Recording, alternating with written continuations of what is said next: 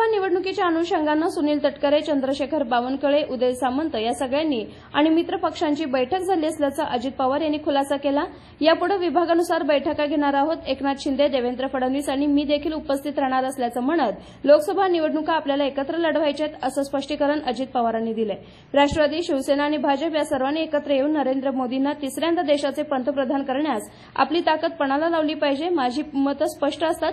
मी भाषणात आरक्षणाबद्दल भूमिका मांडली। कोणत्याही आरक्षणाला धक्का न लावता इतर आरक्षण कायद्याच्या नियमांच्या चौकटीत बसेल। ते टिकेल कसं, सुप्रीम कोर्टात टिकेल याबद्दलचा प्रयत्न चालू असल्याचंही अजित पवारांनी सांगितलंय। मंदिराच्या संदर्भामध्ये स्वतः वरिष्ठांनी आवाहन केलेलं आहे की तिथं संख्या इतकी मोठ्या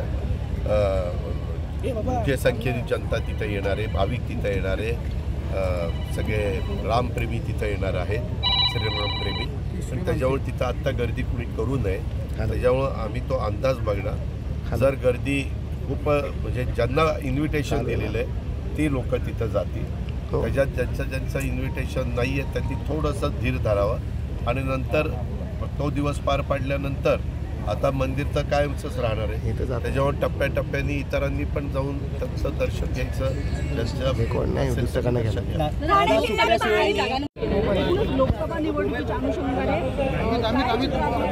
लोकसभा निवडणुकीच्या अनुषंगाने आमचे प्रांताध्यक्ष सुनील तटकरे, भाजपचे प्रांताध्यक्ष बावनकुळे साहेब आणि शिवसेनेचे प्रमुख उदय सामंत या सगळ्यांची आणि मित्रपक्षांची अशी बैठक झाली आणि त्याच्यातून आता इथून पुढच्या काळामध्ये आम्ही विभाग वाईज मेळावे घेणारे तिन्ही पक्षांच्या प्रमुखांचे एकनाथराव, मी आणि देवेंद्रजी त्या मेळाव्याला हजर राहणार, आमचे प्रांताध्यक्ष हजर राहणार आणि विभाग वाईज पहिले मेळावे घेणार।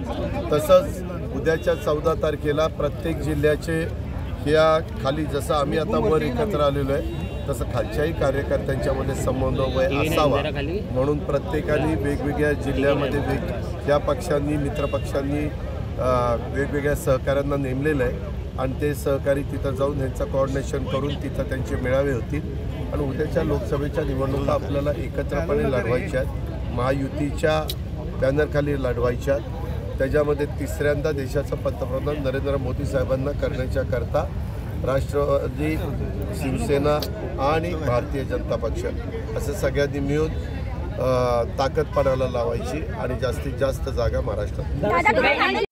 अजित पवार छगन भुजबळ यांना विरोध करायला सांगतात का असा प्रश्न जरांगे पाटील। एक मिनिट, अजित पवार तुम्ही मला पहिल्यापासून ओळखता ना, किमान आपली अशी ओळख नसेल तरी देखील माझी मतं स्पष्ट असतात। मी आत्ता देखील आरक्षणाच्या बद्दल काय भूमिका मांडली ही मांडलेली। त्याच्या संदर्भात राज्याच्या मुख्यमंत्र्यांनी सर्वपक्षीय बैठक घेऊन सर्वपक्षीय बैठकीमध्ये कुठल्याही दिलेल्या 65% आरक्षणाला धक्का न लागता इतर आरक्षण कायद्याच्या नियमाच्या चौकटीत जे हायकोर्टात सुप्रीम कोर्टात टिकलं नाही ते टिकवण्यास सारखं त्याच्यात मागास आयोगाचा अभ्यास, इतर न्यायाधीशांच्या संदर्भातली समिती त्यांनी केलेला अभ्यास असं हे सगळं एकत्रपणे करून ते कसं सुप्रीममध्ये टिकेल याबद्दलचा प्रयत्न चाललेला आहे। 22 होतं, आता ते नाही आहे, आता मी स्वस्त बसणार नाही आहे। ठीक आहे ना, त्याच्यामध्ये मला जास्त काही बोलायचंच नाही। त्याच्याबद्दल मला विकास करून दाखवायचा।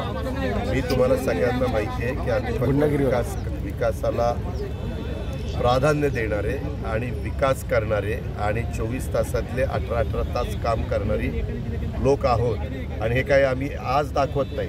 आजही मी तुम्ही कुणाला विचारा सकाळी 6ला कामाला सुरुवात करतो किंवा त्याच्यामध्ये एकाच दिवसापुरतं ते नसतं।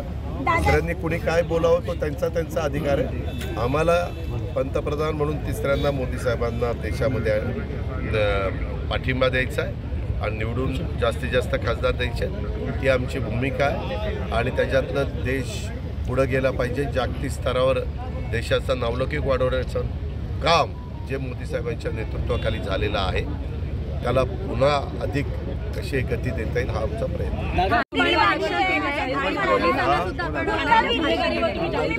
मला ऐका ना, हे जे काही प्रकार चालतात तुम्ही जर तसं बघितलं तर संपूर्ण राज्याचा विचार 36 जिल्ह्यांचा करता हे असले प्रकार थोडेसं जास्त ठाणे जिल्ह्यात चालतात। त्याचं कारण असं आहे ठाणे जिल्ह्याचे एक तर पॉप्युलेशन जास्त आहे। ठाणे जिल्ह्यामध्ये पूर्वी 7 आता 6 महानगरपालिका आहे, एक पालघरमध्ये गेली। त्याच्यामध्ये बाहेरनं मोठ्या प्रमाणावर लोक इथं कामधंद्याच्या नोकरीच्या निमित्तानं आलेले आहेत. नागरीकरण प्रचंड मोठ्या प्रमाणावर झालेलं असल्यामुळं ह्याच्यातून काही अनधिकृत कामं इथं होतात, ते होऊ नये. बांधकामं असतील किंवा इतर गोष्टी असतील त्याच्याकरता कायदा सुव्यवस्था चांगली ठेवणं हे पोलिसांचं काम आहे आणि तिथं राजकीय हस्तक्षेप न होऊन देणं हे राज्यकर्त्यांचं काम आहे. आणि पोलीस ऑफिसरनी पण CP असेल, SP असतील, त्यांची सगळी टीम असेल, DCP असतील, ह्या DYSP असतील, ॲडिशनल SP असतील, या सगळ्यांनी कायदा सुव्यवस्था चांगला ठेवण्याच्या दृष्टिकोनातनं कुणालाही जर कुणी कायदा मोडत असेल, कायदा हातात घेण्याचा प्रयत्न करत असेल तर त्याच्यावर कडक कारवाई त्यांनी केली. मुख्यमंत्री स्वतः ठाण्याचे पुढे दखल असेल तर मुख्यमंत्र्यांचं अपयश हे असं मुख्यमंत्र्यांचं अपयश नाही. मुख्यमंत्र्यांचा आता जास्त काळ मुंबईमध्ये मंत्रालयामध्ये त्या ठिकाणी जातो, त्याच्यामुळं हे सगळ्यांचं आमचं काम आहे. मुख्यमंत्र्यांचं आहे, माझं आहे, देवेंद्र फडणवीस साहेबांचं आहे आणि आमच्या सगळ्या इथल्या पालकमंत्र्यांचं आहे, इथल्या मंत्र्यांचं आहे, सगळ्यांचंच ते काम आहे. त्या पद्धतीनं तुम्हालाही माहिती आहे की मी माझी मतं स्पष्टपणे मांडत असतो आणि मी आत्ता बोलताना काय सांगितलं, पोलीस ऑफिसरांना सांगितलं की माझं तुम्हाला सांगणं आहे की तुम्ही अजिबात कोणाच्याही दबावाला बळी न पडता त्याच्यातनं, जसं आता परवा पुण्यामध्ये देखील एक गुंडावर गोळीबार झाला. आता त्यांच्याच ग्रुपमधल्यांनी अशी माहिती पुढे येते की ते एकत्र बसलेले होते आणि बाहेर आले आणि त्यांच्यातल्यांनीच गोळीबार केला.